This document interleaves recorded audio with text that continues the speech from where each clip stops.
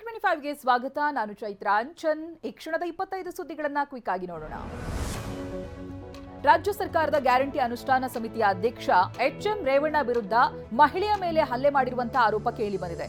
Kumara Krupa guest ಹೌಸ್ನಲ್ಲಿ ನನ್ನ ಮೇಲೆ ಹಲ್ಲೆ ನಡೆಸಿದ್ದಾರೆ ಅಂತ ಕೈ ಕಾರ್ಯಕರ್ತೆ ಬೆಂಗಳೂರಿನ ಹೈಗ್ರೌಂಡ್ಸ್ ಪೊಲೀಸ್ ಠಾಣೆಯಲ್ಲಿ ದೂರು ದಾಖಲಿಸಿದ್ದಾರೆ. ಕಾಂಗ್ರೆಸ್ ಕಾರ್ಯಕರ್ತೆ ಮೇಲಿನ ಹಲ್ಲೆ ಆರೋಪದ ಕುರಿತು ಎಚ್ಎಂ ರೇವಣ್ಣ ಟಿವಿ9 ಜೊತೆ ಮಾತನಾಡಿದ್ದಾರೆ.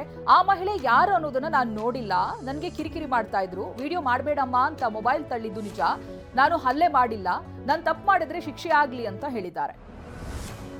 ಎಸ್ಟಿಕೆ ಕುಟುಂಬದ ವಿರುದ್ಧ ಕೇಳಿಬಂದಿದ್ದ 14 ಎಕರೆ ಸರ್ಕಾರಿ ಭೂಮಿ ಒತ್ತುವರಿ ಆರೋಪಕ್ಕೆ ಸಂಬಂಧಪಟ್ಟ ಹಾಗೆ ಇವತ್ತು ಕಂದಾಯ ಇಲಾಖೆ ಒತ್ತುವರಿ ತೆರವಿಗೆ ಮುಂದಾಗಿದೆ.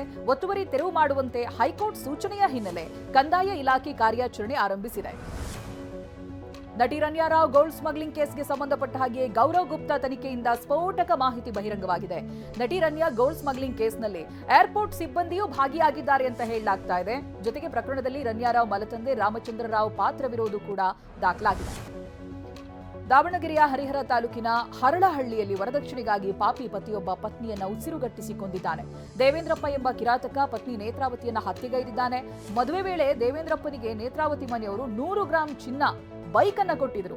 ಆದ್ರೂ ವರದಕ್ಷಿಣೆಗಾಗಿ ಪೀಡಿಸ್ತಾ ಇದ್ದ ದೇವೇಂದ್ರಪ್ಪ ನೇತ್ರಾವತಿಯನ್ನ ಕೊಲೆ ಮಾಡಿದ್ದಾನೆ.